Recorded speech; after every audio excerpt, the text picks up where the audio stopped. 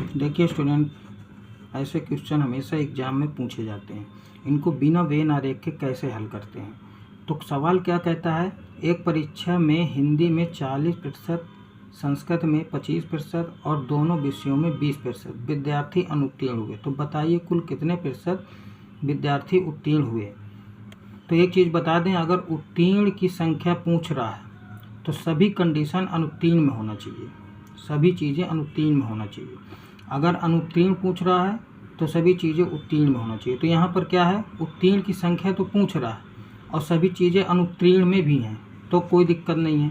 तो इसमें क्या करते हैं कि सबसे पहले पूरी संख्या 100 मानेंगे, 100 मान लिए। इसके बाद क्रम से सबको लिख देंगे। जैसे 40% हिंदी में है तो 40 लिख दिया, 25% संस्कृत में है 25 लिख दिया, फिर दोनों विषयों में अनुत्तीर्ण जो हुए उनको 20% वही लिख दिया।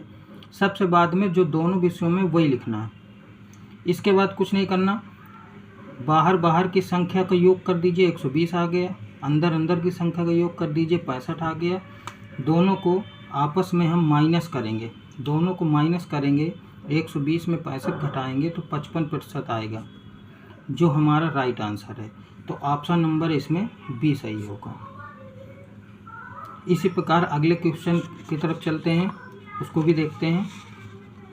ये अगला क्वेश्चन आया, किसी परीक्षा में 60% विद्यार्थी गणित में, 70% अंग्रेजी में और 50% दोनों में उत्तीर्ण हुए। तो बताइए कुल कितने प्रतिशत विद्यार्थी उत्तीर्ण हुए। हमने बताया कि उत्तीर्ण की संख्या जैसे पूछ रहा है तो सभी कंडीशन अनुत्तीर्ण में होना चाहिए, लेकिन यहाँ पर क्या है, उत्तीर्ण में, तो हम सभी को अनुत्तीर्ण में बनाएंगे। कैसे, पहले तो आप पूरी संख्या 100 मान लीजिए, 100 मान लिया हमने। इसके बाद देखो 60% विद्यार्थी गणित में उत्तीर्ण होते हैं यानी पास होते हैं, तो कितने प्रतिशत विद्यार्थी फेल होंगे, 60% हैं, जैसे 60% जो उत्तीर्ण हो रहे हैं, तो अनुत्तीर्ण जो होंगे वो 40% होंगे, ये 40 लिख दिया। इसके बाद 70% अंग्रेजी में उत्तीर्ण हो रहे हैं, तो अनुत्तीर्ण कितने हो रहे होंगे, 30, तो 30 लिख दिए। इसके बाद दोनों विषयों में कितने उत्तीर्ण हो रहे हैं, 50, तो अनुत्तीर्ण कितने होंगे, 50 होंगे। बस हो गया। अब बाहर की संख्या का टोटल करिए आप, कितना, 150। अंदर की संख्या का टोटल करिए, कितना आएगा, 70। अब 150 में आप 70 को माइनस करिए तो आएगा 80। कितना आएगा, 80, जो हमारा राइट आंसर है। तो इन ऑप्शन में 80% किस में दिए है, विकल्प नंबर डी में, तो यही हमारा करेक्ट आंसर होगा। आइए एक क्वेश्चन और देखते हैं इसी टाइप का।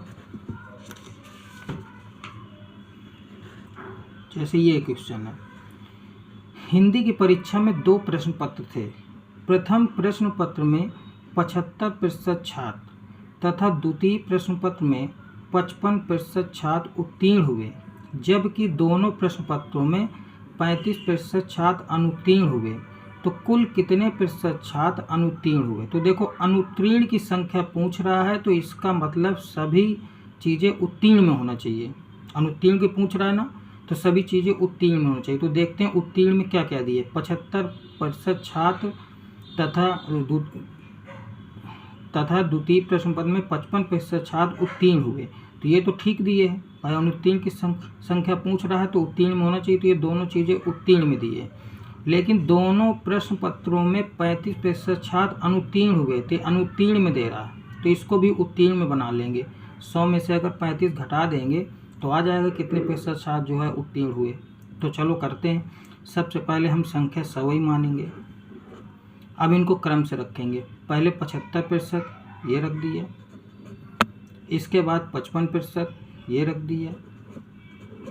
अब इसमें चेंज करना पड़ेगा, तो 100 में 35 जाएगा तो कितना बचेगा, 65 बचेगा। अब बस सीधा सॉल्व कर दीजिए, बाहर की संख्या का योग करिए, कितना आएगा, 165। अंदर की संख्या का योग करिए, कितना आएगा, 130 आएगा। अब 165 में 130 को आप माइनस कर दीजिए तो कितना बचेगा, 35। तो यही हमारा राइट आंसर है। तो विकल्प नंबर कौन सा सही हुआ हमारा, इसमें ए नंबर सही हुआ। तो ये बात सबको समझ में आ गई होगी। वीडियो अच्छा लगा हो तो इसको लाइक करिएगा। मिलते हैं अगले वीडियो में।